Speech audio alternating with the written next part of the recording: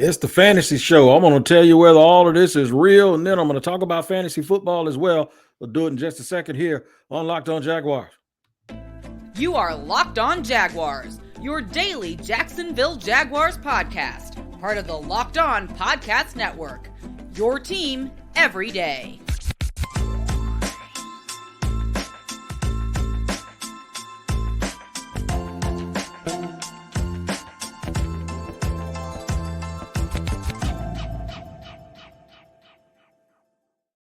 What up, everybody? Thank you once again for joining me here on the Locked On Jaguars podcast.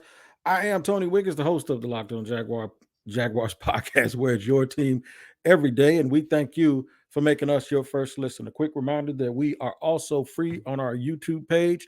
That's right. Wherever you go to YouTube and subscribe to Locked On Jaguars, it's free. Make sure you hit the like and that bell button. Also, wherever you get your audio podcast, make sure you tap in every single day to make sure you don't miss an episode. And also, shout out to my everydayers for joining us every day. That's why we call you everydayers. Thank you for being with us all the time. And if you're new to the podcast, come back tomorrow and you'll be an everydayer too, because that's how we roll. What's going on, man? I got a nice, fun show for you guys today. I hope you guys have a good time with it, because I had a good time coming up with it. I wanted to talk fantasy football. Now, I wanted to just flat out talk fantasy football, but I realized that not everybody likes fantasy football. In fact, there are a lot of people that just ain't down for fantasy football like that, because they say it interferes with the way that they really, really do watch the game. So I'm going to kind of set you free with that. I want to talk about first, is the Jags' chances real, or is it fantasy? Is this all made up? Is it just all about optimism, or is it really something you can reach out and tangibly grab a hold of and say, we really do have a shot? Also, who are the fantasy football sleepers? Now, to tie all that stuff in together, guys that I think will do well in fantasy football actually helps the Jaguars' real football, because if they're statistically playing well, there's a better chance that this team is living up to its expectations. So we'll get to all of that, and we'll start right now. Are the Jags' chances, or the opportunity that they have in front of them, is it real? Is it real?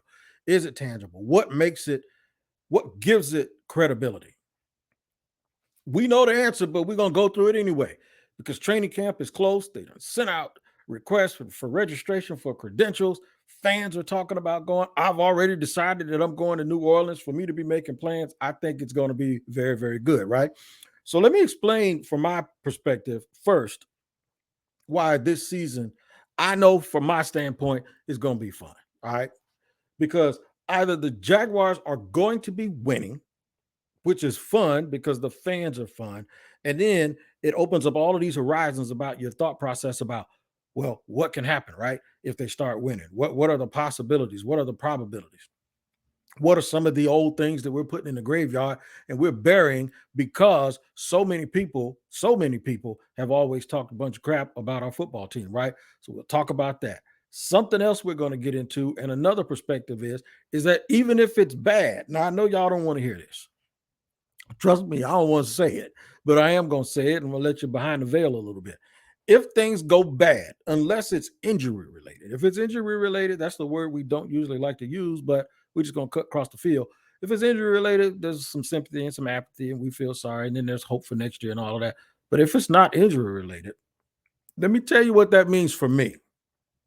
It still means that I'm going to have a lot of success, because I'm going to be whooping on somebody with this microphone. I am going to tear into someone, because how dare they build up all of this hope and talk about all of these other things and make all of these moves. Or remember in the offseason when I didn't think they made a lot of moves that they should have made? It better not come back and bite them in the butt. And I'm not really talking about who they picked versus who they didn't pick. I'm talking about them thinking that they had arrived and made it. You should never think that you arrived, right? You should always be pressing towards and pressing that line as if, we ain't done nothing yet, right? And there was a little bit in the offseason this year of thinking that maybe they didn't need to do much because they believed in themselves, which they're supposed to, right? They're supposed to. But you as the fan and me doing this job right here, oh no, we're going to hold them. We're going to hold them accountable now. We're going to hold them accountable. But the other thing that we're going to do is, if they got it right, guess what? We're going to say that they got it right, because that's what we do. We got to give people credit for exactly what they did and what they didn't do, right? So I think it's real. So I'm going to go on record right here and I say I think it's real. I think it's real because I believe the two most important things on a football field, well, for an organization, is leadership and talent at the right position. I think Doug Peterson is a great leader. I'm coming around on Trent Baalke, but I think Doug Peterson is a great leader. I think he's a great coach. I think he's a great play caller. I think he has a tremendous staff. I know some people want to sit here and question Mike Caldwell, but you ain't question Mike Caldwell when they had to make sure that the Chargers didn't score a touchdown in the second half last year in the playoffs when they were down 27-7, and he made sure they didn't score a touchdown. So you can't just take that stuff and throw it out of the window whenever it's convenient. The flip side of it is Shad Khan as an owner. Has he done everything right? No. But I'm not going to argue about Shad's intent, and I'm not going to argue about what he was trying to do. I guess that is intent, right? Where he delegated authority, where if you go back and look, he has spent money. He has written checks. He's done everything. He's delegated authority. He's trusted his guys. If anything, he just didn't have, I wouldn't necessarily say the wrong people, because I actually do like Dave Caldwell. And I think if you really look back, he probably did a good job in terms of adding some talent. I just think sometimes he had either the wrong mix or he didn't have enough. He should have offered some more support back in the day to Dave Caldwell and those guys. And perhaps they could have actually gone out and gotten another coach. They kept promoting from within. And so that was a big of a problem. But now, I talked about the leadership, and I'm talking about the leadership on the field now, and that's Trevor Lawrence.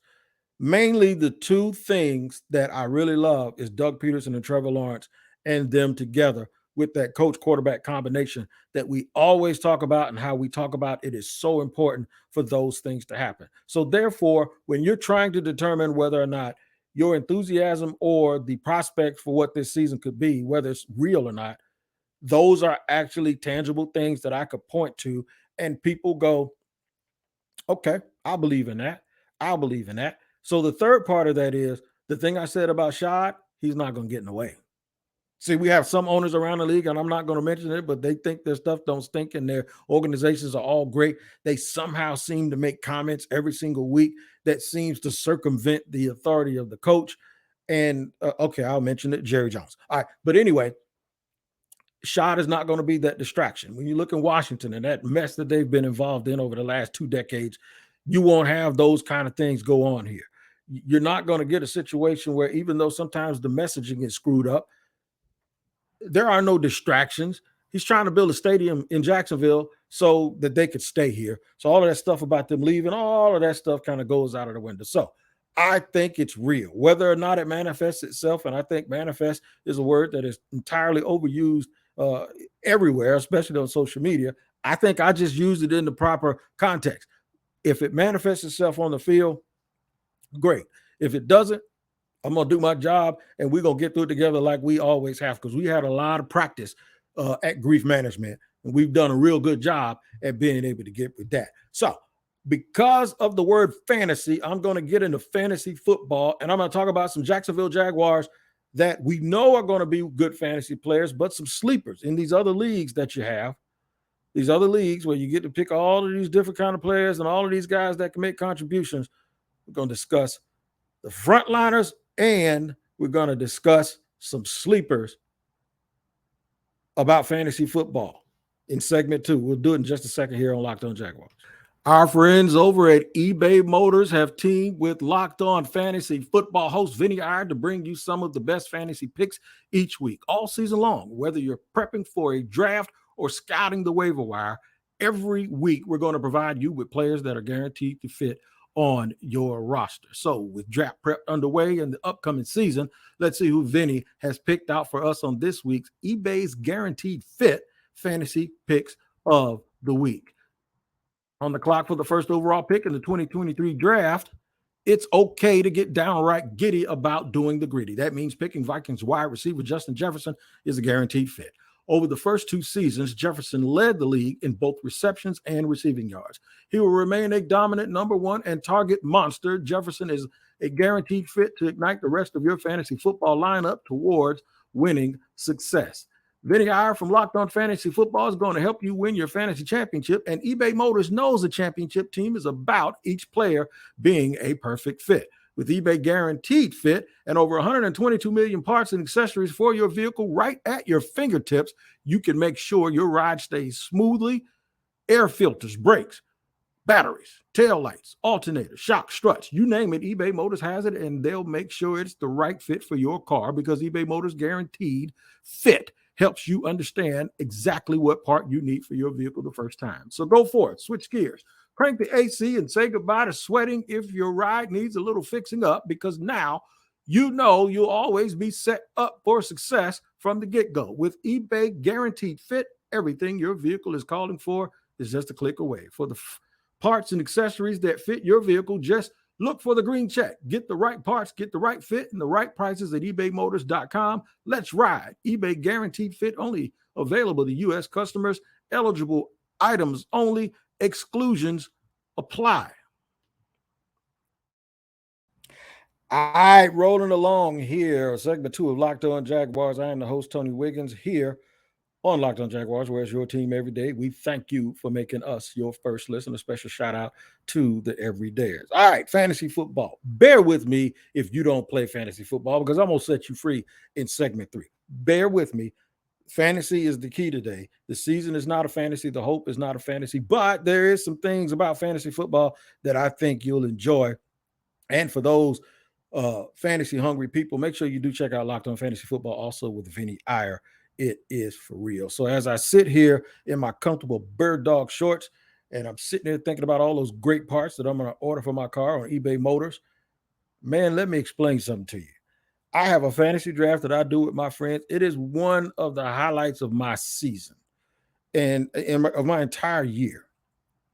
One part, because if y'all think I'm a fool, then I got 2 leagues, and some of us are both, but there's about 18 people over 2 leagues of 12 person leagues, right? They're all certified fools, right? It is a straight up comedy show, and we've actually taken people with us and told them, sit on the side. We don't charge you an admission. You got to watch this, because you want to talk about a scene from Harlem Nights, a scene from Barbershop, a scene from Do the Right Thing on the Corner. That's what it's most like. If y'all ever seen Sweet Willie, Robin Harris's character in Do the Right Thing, that's what it's like. It's like a bunch of dudes just sitting around picking each other. But make no mistake about it, we are dead serious, because there's usually a bunch of Skrilla involved and bragging rights, right? So I got big old rings. I got 2 championships, 1 in each league. And I was the Andy Reid of the league for a long time. I was the dude that played the best, that always got the most out of his team, that sometimes on multiple occasions I've had the best record in the league, in both leagues, with 2 totally different rosters, and lost the championship, right? So, but I have managed to cash out. All I got to do is finish in the top 3. I think I've done that 6 or 7 times, and I've actually won it in both leagues. So here's the thing. Fantasy football for me is about fun. It's about camaraderie, and I don't confuse it with real football. There's a conflict, and I'll tell you what that is in segment 3, and I know that's why a bunch of people are hesitant to play segment. My boy Fireman Brian, shout out to Brian. He's the first responder out here. He can't stand it because he says it gets in the way of real football. But for y'all that do get it and understand, and that can separate them, the fantasy football leaders for this team are obviously going to be Travis Etienne. I think he'll go first because he's a running back. Then at some point, you'll probably see both Calvin Ridley and Christian Kirk off the board, and then Trevor Lawrence. Trevor Lawrence is the best real football player on the team. He's the most important football player on the team. But why is he 4th? Why is he going to go 4th? Well, that's because quarterbacks you only need 1 per team. Well, you need 2, but for the most part, you're going to play 1 guy all year. There's only 1 bye for every single quarterback in the league, right? So once teams get one, once guys who pick get one, they don't go back to that well very often, because, well, you need to stock up on running backs and wide receivers. Most leagues play 2 running backs, 2 receivers, and a tight end, and some play a flex, and that's the one that I play. So that's why those guys will be very, very important. I also believe that Jamal Agnew will have some value, and Zay Jones will have some value. And that's because Jamal Agnew finds a way to score touchdowns. Whenever a guy scores touchdowns, it takes away from the fact that he doesn't get a bunch of touches. Jamal Williams, for example, led the league in rushing touchdowns last year. He wasn't even nowhere near the top 20 in yards, but guess what? He was a very valuable member of the team or of every team because he was able to keep punching it in the end zone. So that one touchdown, if a 1 yard touchdown is 6.1 points, that's 61 yards rushing. It's better than having a guy get 61 yards who can't get it in the end zone, right? So that's why I think that's the order for Jacksonville. That's the way this thing is going to go. It's going to go Travis Etienne, big playability and volume, and he can catch the ball. Calvin Ridley, because everybody thinks he's still Calvin Ridley, and I do too. Christian Kirk, because he's shown you what he's going to do, and the Jaguars are going to have multiple receivers that's going to catch a bunch of balls. Zay Jones, because every now and then Zay will pop up with a 7-catch, 155-yard game with a couple of tutties, and they're going to move the ball around a lot. That hurts you a little bit. Because you don't have what you would consider a bell cow, right? I also think Tank Bigsby is going to get some love. The second running back on this team. I think he's going to get a lot of love. I think he's going to get a lot of touches. I think he's going to get a lot of touches near the end zone because of his running style, the way he is. He's tough, and he can catch the football. Now, a lot of teams play with defensive guys. Foye Oluokun has either led the league or been number 2 in tackles for the last 3 seasons. Why would you not take a guy who's a tackling machine? These linebackers are your defensive players or your linebackers if you're looking at more of a team, the sort of league that kind of takes guys at different positions. Foye Oluokun is going to be at the top. I think Rayshawn Jenkins and Andre Cisco will also get some love. The question is, are they going to get any love from their edge rushers? I heard this morning, somebody put it on Twitter that Jaguar veteran and Hall of Famer Tony Vaselli said there's going to be 25 sacks between Josh Allen and Trayvon Walker. You know what? I'm not going to say it's not because I'm hoping for it too. I think there'll be 25 sacks, maybe between 3 people. I don't know who the third person is going to be. It could be Smith, could be a young kid, who sat out last year with an injury. It could be Jordan Smith. That's what I'm talking about. Could get some pressure up the middle from Devon Hamilton. I don't know. Could be Devin Lloyd, how they're going to move him around a little bit. But there are going to be a lot of people on this team that are going to be able to score a lot of points. I think Brandon McManus is going to get some love as a kicker because he can kick it from a mile away, and there's just more confidence in him than anybody that they've had in the past. So I do think these guys are going to be really, really good players for fantasy football, and I anticipate that they are going to really, really have an opportunity to make some noise on a national level from a football perspective with Jacksonville. Now, I'm going to talk about the people that don't play, that don't really play fantasy football. I'm going to talk to you. I'm going to try to – am I going to try to sit here and totally am I going to try to totally convince you that you need to not think the way that you think about fantasy football? No, I'm not going to do that because I don't know. I just kind of think that that's the wrong thing to do. But I will tell you that I do think I know what you're missing out on. I think you're missing out on something, and I'm gonna try to clear it up what you're really, really missing out on, and try to get you away from that thinking that that you're missing real football when you pay so much attention to and give so much attention to fantasy football. I'm going to do all of that in just a second here as we get to our third and final segment here on Locked On Jaguars.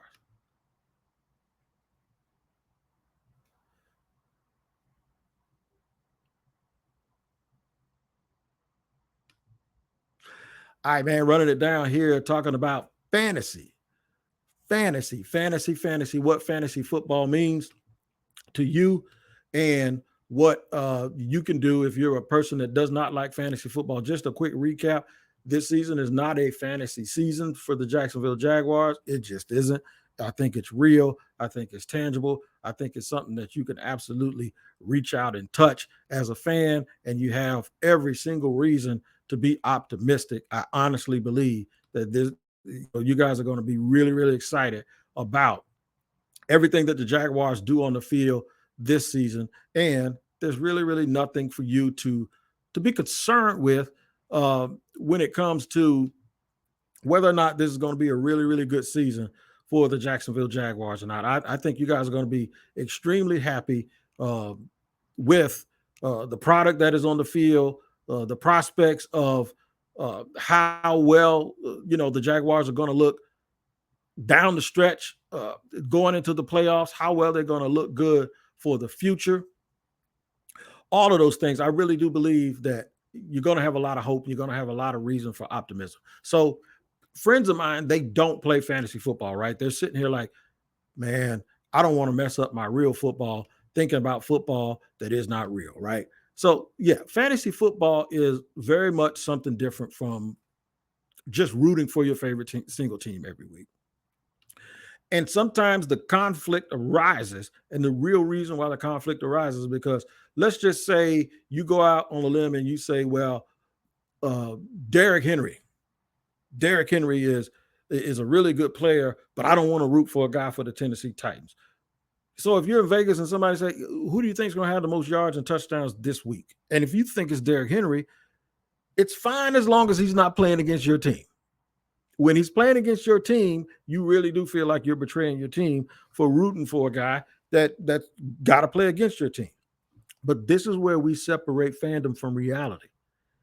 We know that Derrick Henry is going to play well. There's some games like last year in the playoffs, he didn't play well against the Jaguars. There's a real chance that you could sit and look at the game plan and go, he's not going to play well. I think the Jaguars are going to shut him down. Or if you still want to be a fan of the Jaguars and say, nope, they're going to shut him down, and you want your optimism, would you bet your money on that? If it's something you would bet on, then it's something that you can say, you know what, I think this is going to happen. It is strictly just about dictating what's going to happen. Not that you're rooting against your own team. If the Jaguars can win 38-14 and Derrick Henry can have 50 yards rushing and 2 touchdowns. Those 2 touchdowns were the 14 points that they scored. He does well for you in fantasy. The Jaguars bust them in the mouth and does well for you in real football. I really do think that if you thought about it that way and take yourself out of it, besides, they're only going to play one team every week. If you have that guy on your team, if the Jaguars are going to play against the Raiders and you have Josh Jacobs on your roster, if you don't feel comfortable doing it, leave Josh Jacobs on the bench and put somebody else in. Now, when Josh Jacobs has 117 yards and a receiving touchdown in a 38-13 win by the Jaguars against the Raiders, you're going to feel crazy because you left him on the bench and you allowed your emotions to enter the picture. The key to fantasy football is keep your emotions out of it. Just like if you're out there, if you're on FanDuel and you're making a wager, keep your emotions out of it. What do you think is going to happen? I'm going to give you something else. It's like the draft. Let's just say your college team is the University of Florida, right? And your pro team is the Jaguars, which that is quite possible around here because that's the way, this is what it is, right? I would say a whole bunch of Jaguar fans are Gator fans. Did y'all want them to draft? I know everybody wanted them to draft Antonio Pierce last year. Not Antonio Pierce, Damian Pierce. But did y'all want them to draft Brenton Cox as an edge rusher? No. Because you didn't think he was very good and you thought he quit on your team. So you're separating reality from fantasy. That's fine. Would you want him to draft Will Anderson? Yes, you would want them if they had that pick to draft him. You don't care about where he comes from. That's a situation where you're now putting reality and fantasy together as opposed to sitting here thinking that it's almost like people think they're cheating on their real team. Do yourself a favor, man. Just don't draft somebody from one of your rivals. If you never want anybody for the Titans to have success and you go, I don't want anybody from the Titans to have success, then by all means, don't draft any Tennessee Titans on your team. Might not win, but still, because Derrick Henry is a pretty valuable player in fantasy football. Sometimes, though, a gift that keeps on giving is you can draft guys that you like and it never, ever, ever affects the team that you root for. I've had situations like that. where you know what? You could do what I did years ago. I took everybody on the Chargers. And the reason why I did that, this is back when Phillip Rivers was their quarterback and LaDainian Tomlinson was the running back and Vincent Jackson was the wide receiver. And sometimes you could take the backup running back and Antonio Gates was. I took them every week because they ain't playing no defense and they were going to score 35 points a game and everybody was going to eat. So I took a bunch of Chargers. I'd be losing games, and then what would happen? Every single week when the Chargers come on to play, I'd be way behind. And by halftime, I would have made up 75, 80 points. And guys were like, oh my God, here he comes again. Yep, here I come. You can almost do the same thing with the Chiefs. If you're lucky enough to get Mahomes and Kelsey and then get Pacheco and late in the rounds, you could just sit there every single week and go, don't worry, I'm coming. Ain't no problem. So there's a way for you to enjoy fantasy football and real football. I do it. Even if I'm playing against somebody that sometimes you're playing against somebody that you actually bet on that team. Like I might make a wager and bet on a team, and then I'm playing against the guy in fantasy. Well, I want him to score because I want my team to win because I want to win me some money. And then hopefully, even if he gets off, guess what? Maybe I'll have a guy who will get off, and maybe I can make up for it in other areas. Make sure you watch Locked On Fantasy Football so Vinny I can tell you all the different areas, all the different types of league with the PPRs. That's what I play, whether it's a dynasty league, whether you have a flex, whether there's no PPR, whether it's standard, all of those things determine who you draft and who you don't. So let's make this clear. I'm rooting for the Jags. I think their chances are real. It is not fantasy, but I love fantasy football. Fantasy football is the real deal. I have a lot of fun with it. The Jaguars are going to be one of those teams that have a lot of guys that are going to be capable of scoring every week. You have to determine who those guys are going to be. And if you're a fan that does not like fantasy football, you're missing out. You can really separate real fantasy football from bad fantasy football. All right, man. Make sure you check out Locked On NFL. Today's episode is out right now. Me and James Rapine, we recorded that. It is pretty funny, too. He talks about a critter. The dude actually said Aaron Rodgers had a critter on his head last year with that bad haircut. So hilarious stuff. Make sure you check that out wherever you get your podcast. Remember, it's your team every day. And we always thank you for making us your first listen. Shout out to the everydayers. And if you're not an everydayer, come back tomorrow and maybe I'll call you one. Until then, take care of each other. And we'll see you next time here on Locked On Jaguars. You like that delay? I do too. We'll see you next time here on Locked On Jaguars.